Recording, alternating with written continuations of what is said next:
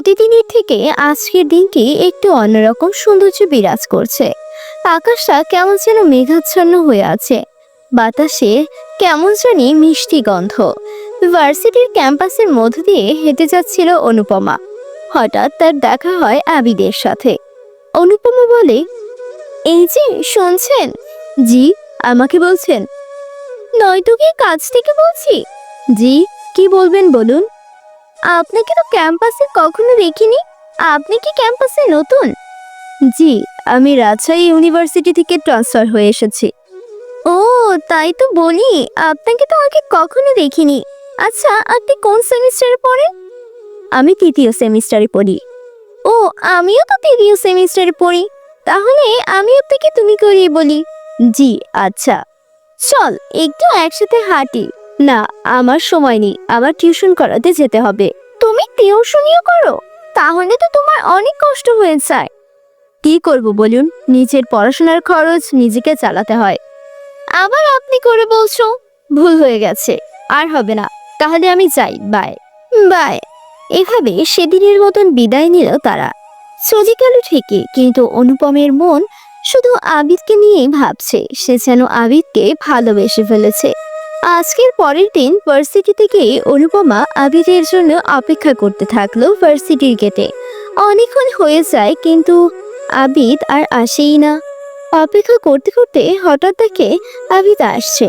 প্রতিদিন একই শার্ট আর এলোমেলো চুল আর মায়াবী একটা মুখ। আবিদকে দেখে অনুপমা বলতে লাগলো, কি হলো, তুমি এত দেরি করে আসতে কেন আজকে? কোথায়, আমি তো দেরি করিনি, ক্লাস শুরু হতে আরো 5 মিনিট বাকি। হ্যাঁ, তাহলে হয়তো আমি আগে চলে এসেছি।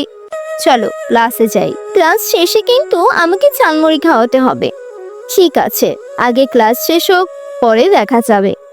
এরপর ক্লাস শুরু হয়। ক্লাস শেষ হওয়ার পরপরই অনুপমা দাঁড়িয়ে থাকে আবিদের জন্য। আবিদ অবাক হলে মনে মনে কিছুটা খুশি হয় যে তার একটা বন্ধু হয়েছে। চলো যাই। কোথায় যাবে? ওমা, তুমি ভুলে গেছো, ছুটির পরে না আমাকে ঝালমুড়ি খাওয়ানোর কথা ছিল। ও হ্যাঁ, আমি তো ভুলে গেছিলাম। ঠিক আছে, চলো যাই। ঝালমুড়ি খাওয়া শেষ করে ওই দিনের মতন যে যার বাসায় চলে গেল। অনেকক্ষণ পরে অনুপমা আবিদকে কল করে। বাসায় পৌঁছে বললে না যে? আমি মাত্রই এসে পৌঁছালাম। এত দেরি হলো কেন? ও বুঝেছি, গার্লফ্রেন্ড নিয়ে ঘুরছিলে বুঝি? আরে, আমার কোনো গার্লফ্রেন্ড নেই, হেঁটে আসতে চেয়ে লেট হয়ে গেছে। কি বলো তুমি, এত দূর হেঁটে গিয়েছো? এটার তেমন কি ব্যাপার, আমি তো সব জায়গায় হেঁটেই যাই। কালকে থেকে আমি তোমাকে আমার গাড়িতে করে দিয়ে আসবো। না না, তার আর প্রয়োজন নেই। এভাবে তাদের মধ্যে বন্ধুত্ব ঘনিষ্ঠ হতে থাকে। অনুপম আবিদকে প্রপোজ করে। আমি তোমাকে ভালোবাসি আবিদ। কি বলছো তুমি এগুলো? আমরা তো শুধু ভালো বন্ধু, এবং এর বেশি কিছুই না। তুমি যদি আমাকে ভালো না বাসো, আমি কিন্তু শেষ করে দিব। পাগলামি করো না, বোঝার চেষ্টা করো। তুমি কোথায় আর আমি কোথায়? আমি কিচ্ছু জানি না, আমি শুধু জানি তুমি আমাকে ভালোবাসবে। অনুপমার পাগলামি দেখে আবিদ অনুপমাকে ভালোবাসতে বাধ্য হয়। এরপর তাদের দিনকাল ভালোই কাটছিল। তারা অনেক সুন্দর সময় কাটাচ্ছিল। একজন আরেকজনের সাথে হঠাৎ করে অনুপমার বাসায় তাদের ভালোবাসার কথা জেনে যায়। অনুপমা আবিদকে কল দিয়ে সব জানায়। আমি আগেই বলেছিলাম, আমাদের সম্পর্ক তোমাদের পরিবার কখনো মেনে নেবে না। এখন আমি কি করব বলো? চলো আমরা পালিয়ে যাই। কি বলো তুমি এগুলো? তোমাকে আমি কি খাওয়াবো, কোথায় রাখবো? আর নিজেই তো টিউশনি করি। কিন্তু আমি কি করব, এই অত্যাচার তো আমি এটা পারছি না। আমি হোস্টেলে থাকবো এখন থেকে। ঠিক আছে। এরপর অনুপমার সব খরচ আবিদকে দিতে হতো। সে আরো একটি টিউশনে বাড়িয়ে নেয়। দিন রাত বিশ্রাম করতো। এদিকে হোস্টেলে ওঠার পর থেকে অনুপমার মধ্যে কিছু আচরণ পরিবর্তন দেখা যায়।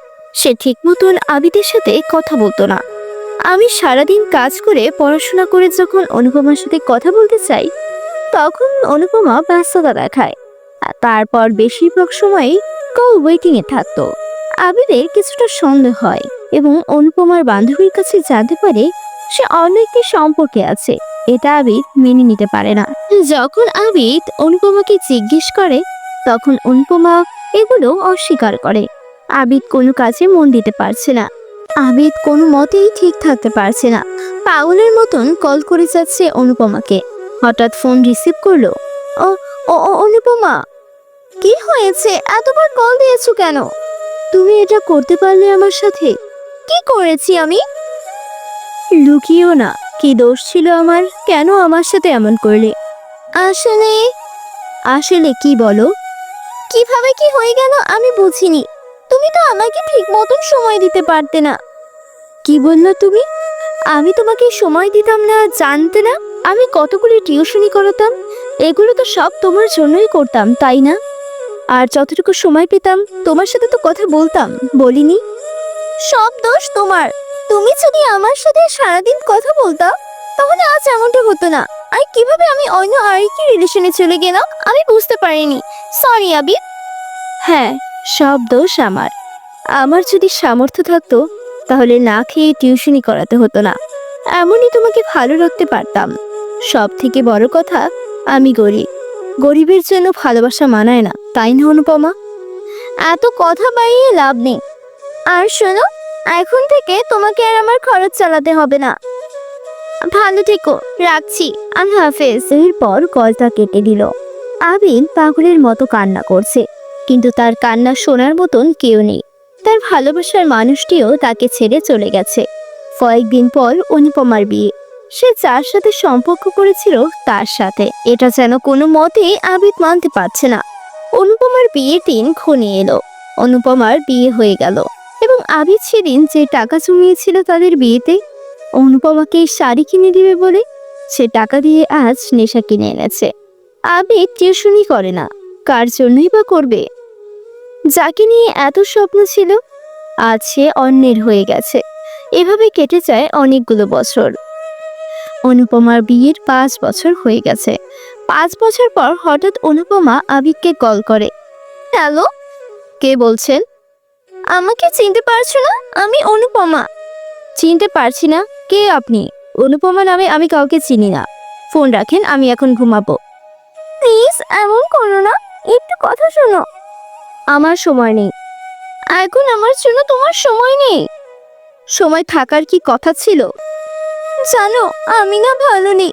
বিয়ে প্রথম প্রথম ভালোই ছিলাম, কিন্তু এখন আমার স্বামী আমাকে সহ্য করতে পারে না, আমাকে অনেক অত্যাচার করে। চিন্তা করো না, সব ঠিক হয়ে যাবে। জানো, ওই দিন আমাকে মেরে রক্তাক্ত করে ফেলেছে। ভালো থাকার জন্যই তো গিয়েছিলে, এখন ভালো নেই কেন?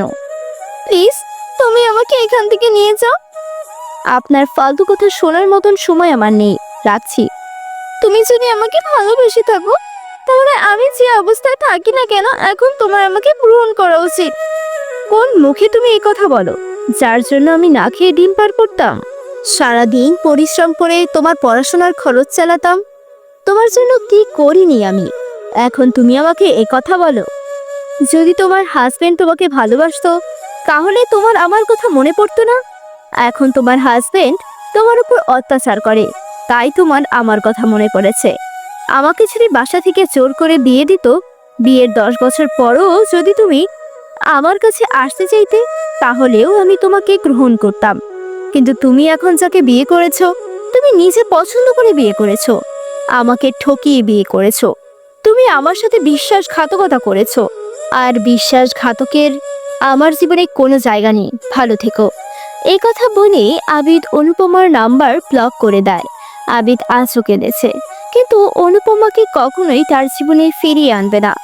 আজ অনুপমা ভালো নেই, কারণ সে একজনকে ঠকিয়ে অন্য আরেকজনের সাথে ভালো থাকতে চেয়েছে। আবিদ অনুপমাকে অভিশাপ দিয়েছে এমনটা কিন্তু না, কিন্তু কিছু অভিশাপ দিতে হয় না, প্রকৃতি তাকে শাস্তি দিয়ে দেয়। তাই প্লিজ কেউ কখনো কারো মন নিয়ে খেলবেন না, তাহলে প্রকৃতি ছাড় দিলেও ছেড়ে দেয় না।